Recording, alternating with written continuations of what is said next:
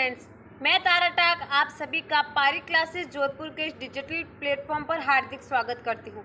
पिछली क्लास में हमने संविधान के बारे में पढ़ा था। आज की क्लास में हम संविधान में उपस्थित अनुसूचियों के बारे में जानेंगे। तो क्लास शुरू करते हैं। लेकिन फ्रेंड्स, क्लास शुरू होने से पहले मेरा एक क्वेश्चन है जिसका आंसर आपको कमेंट बॉक्स में देना है। भारत के मूल संविधान में कितने मूल कर्तव्य थे? इसका जवाब आपको कमेंट बॉक्स में देना है। चलिए फ्रेंड्स, आज की क्लास शुरू करते हैं। भारत के मूल संविधान में 8 अनुसूचियां थी, लेकिन वर्तमान में अभी 12 अनुसूचियां हैं। पहली अनुसूची में भारतीय संघ के राज्यों के नाम तथा संघ शासित प्रदेशों के नाम व उनके क्षेत्रों के बारे में उल्लेख किया गया है। ये अनुच्छेद 1 से 4 में है।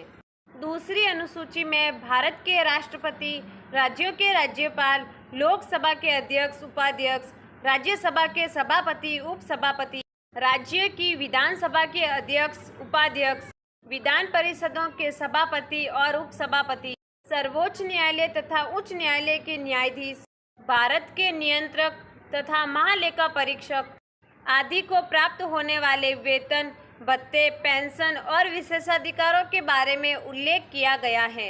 और इन सब का उल्लेख हमें अनुच्छेद 59, 65, 75, 97, 125, 148, 158, 164, 186 तथा 221 अनुच्छेद में इन सभी का उल्लेख मिलता है। तीसरी अनुसूची में केंद्र के मंत्री, राज्य के मंत्री, संसद के सदस्य, सर्वोच्च न्यायालय तथा उच्च न्यायालय के न्यायाधीश, भारत के नियंत्रक तथा महालेखा परीक्षक आदि के द्वारा ली जाने वाली शपथ के बारे में उल्लेख है। और इन सब का उल्लेख हमें अनुच्छेद 75, 84, 99, 124, 146, 173, 188 व 219 अनुच्छेद में प्राप्त होता है। चौथी अनुसूची में राज्यों तथा केंद्र शासित प्रदेशों के लिए राज्यसभा के सदस्यों की संख्या के बारे में उल्लेख किया गया है और इनका उल्लेख हमें अनुच्छेद 4 और अनुच्छेद 80 में मिलता है।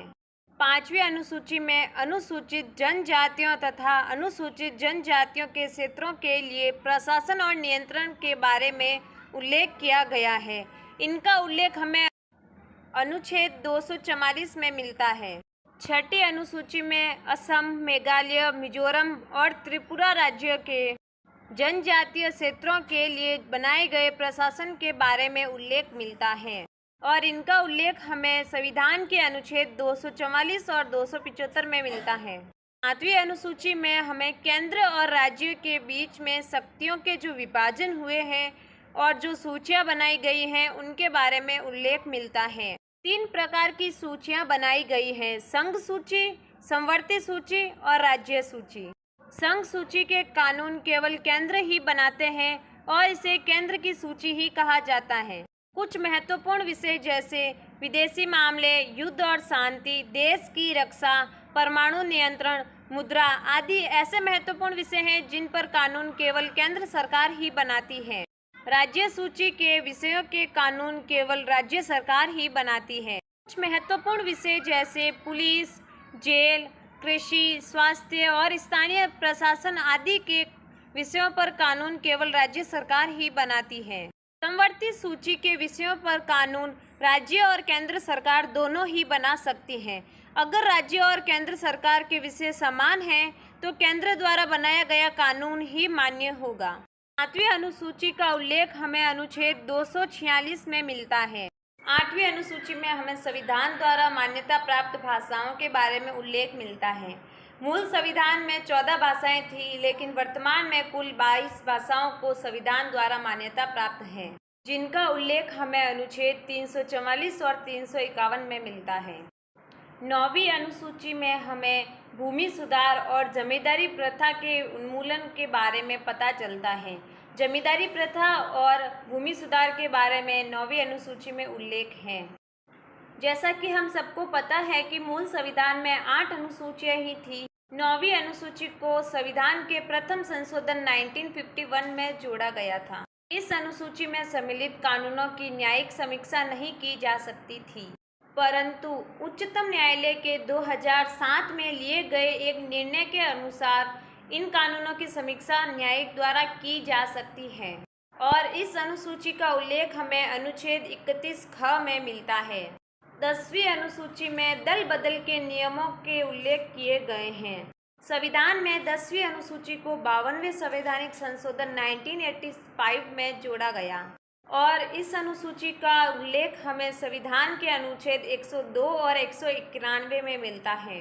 11वीं अनुसूची में हमें पंचायत के उत्तरदायित्व, शक्तियों और प्राधिकारों के नियमों और कानूनों के बारे में उल्लेख मिलता है और इस अनुसूची को 73वें संवैधानिक संशोधन द्वारा जोड़ा गया और इस अनुसूची का उल्लेख हमें अनुच्छेद 243(6) में मिलता है।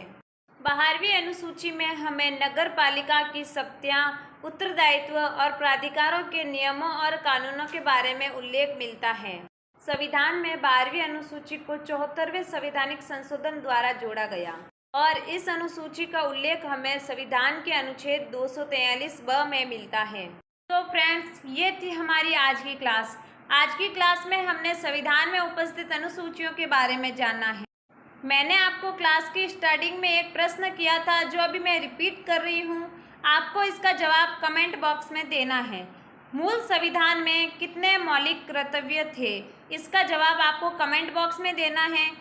आज की क्लास आपको कैसी लगी कमेंट बॉक्स में बताना ना भूलें। क्लास को लाइक कर दीजिए, चैनल को सब्सक्राइब कर दीजिए और ज़्यादा से ज़्यादा वीडियो को शेयर कीजिए ताकि जिनको भी अनुसूचियों के बारे में पता नहीं है उनको भी पता चले। Thank you.